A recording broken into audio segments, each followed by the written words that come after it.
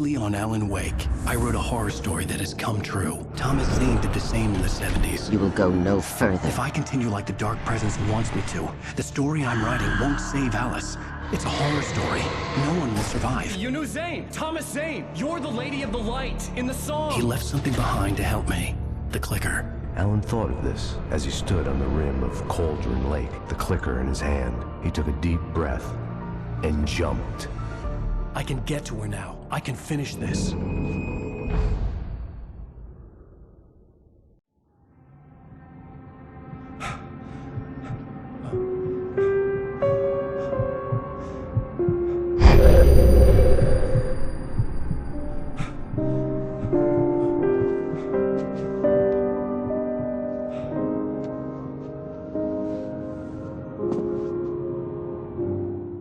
I had a hangover. My head was about to explode and the light hurt my eyes. I needed my sunglasses and painkillers to dull the pain. In one of my finer moments of self-deception, I swore to quit drinking.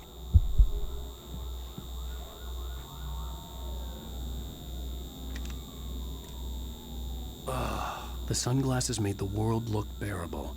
Now I could keep my eyes open without feeling like a vampire in the sun.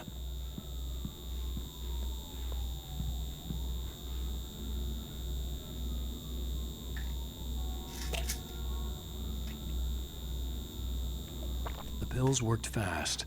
The prospect of being awake started to seem bearable again. There was a message waiting for me on the machine. You have one new message. Al! Are you still asleep? Wakey, wakey! You should have your show on your TiVo. If Alice wasn't too mad to record it. She called me earlier and really chewed me out. Yeah, we went a little overboard last night. But parties are a part of this business. Al, look, I'm saying this as your friend. She's not doing your career any favors by trying to run your life like that, okay? I'll talk to you later, Al. Watch the show.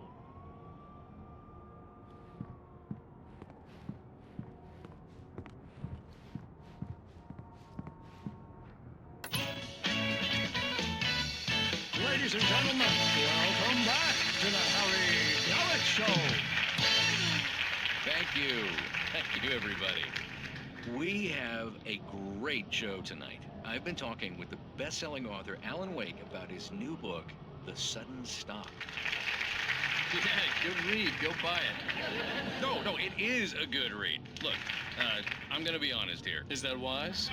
No, but I'm gonna do it anyway. I got people who give me the lowdown on books. I'm a busy guy. But this one, I actually read from cover to cover. I mean, I'm a big fan. Wow, thanks. Now, this might be a spoiler for those who haven't read the book yet. Based on the sales figures, the 2 people out there who haven't read the book yet. But this last book is all about the death of the main character, the hard-boiled New York detective, Alex Casey. Now, there's been a lot of outrage about this. Why the hell did you kill Casey? What the hell were you thinking, man? Good riddance. No, seriously though. 7 years and 6 books is a long time.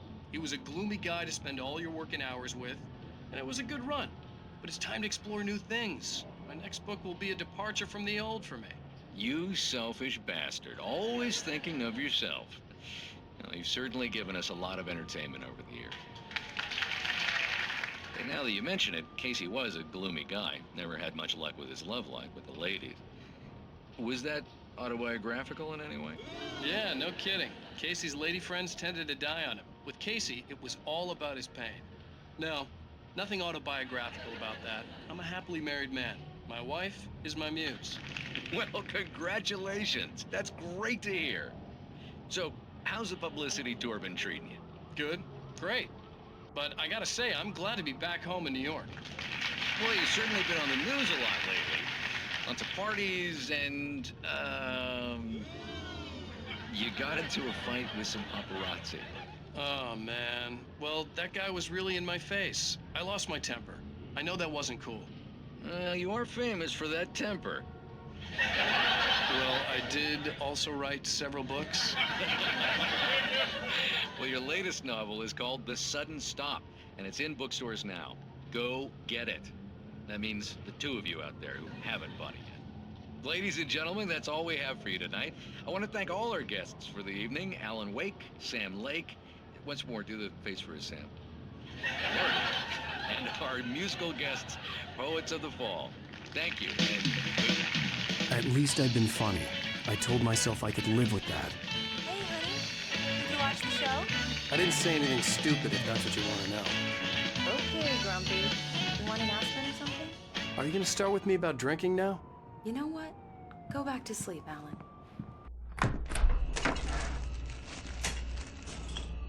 What? Now you can't even talk to me? Well, this morning I was angry because you said you'd be home at midnight and you showed up at 7 a.m. and passed out in mid-sentence. Now I'm over it. Are you angry? This goddamn tour. It's gotten out of hand. Oh, honey. It's almost over, right? We can get back to normal. Then you can start writing again. I'm sorry, honey. Alan, you're not thinking straight. Just take a shower and go back to bed, huh? Yeah, you're right, honey. I'm sorry. Once this is over, let's go away together. A vacation. Just you and me. Some peace and quiet.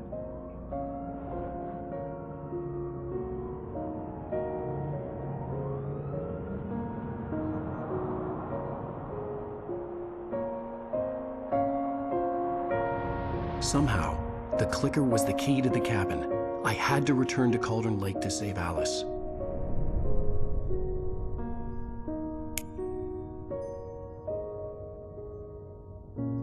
I'm going back to the lake to finish this. I'm going to write an ending to the story in the manuscript on my own terms, to make it all right. Why can't you just write it here? The last page is still in the typewriter. I need to read it first. Everything needs to be just right. Zane tried to cut some corners, and it didn't end well. Okay, ready when you are. I'm sorry, Sarah, but I need to do this alone. Barry, take her gun. Miss Weaver, close the door when I leave.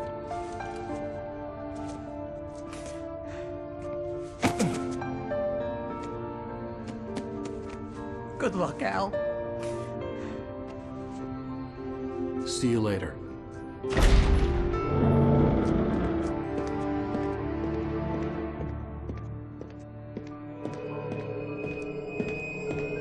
When I got out, it was warm and sunny. I'd flicked the switch of the clicker. Had it done this? I didn't stop to question it. I had to take advantage of the sunlight to get to the lake. On Zane's page, I'd stood on the rim of Cauldron Lake, about to use the clicker. That's where I was headed.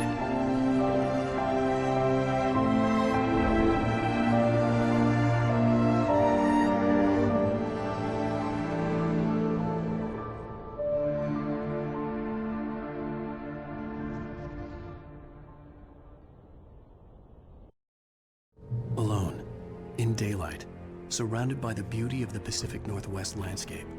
It was hard not to let doubt creep in one last time. I could still chalk everything up to a dream, a delusion.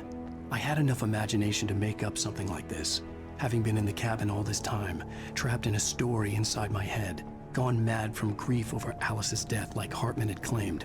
There would be no way of knowing. I told myself it didn't really matter. My course was set.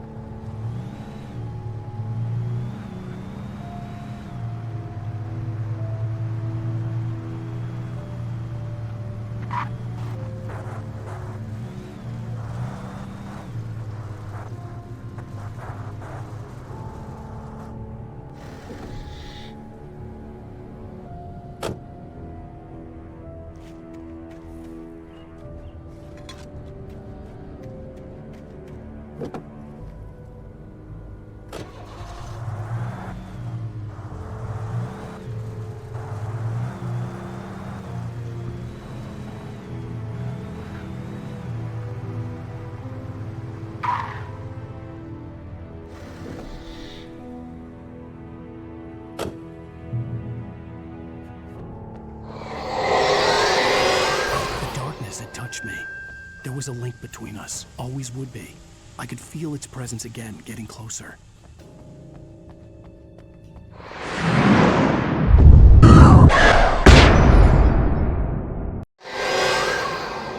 I will kill your wife.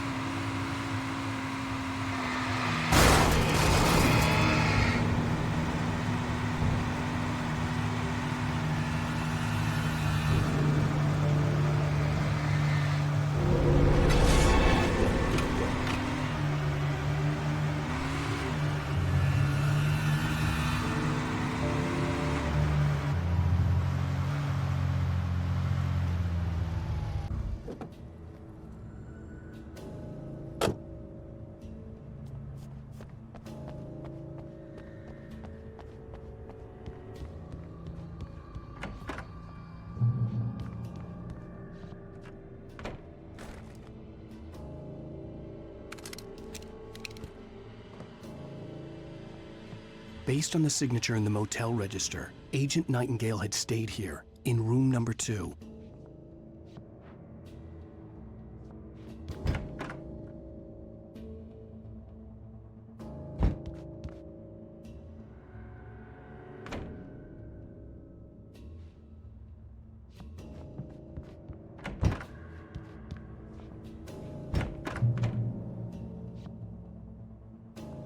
This had obviously been the room where Agent Nightingale had stayed when he hadn't been busy harassing me.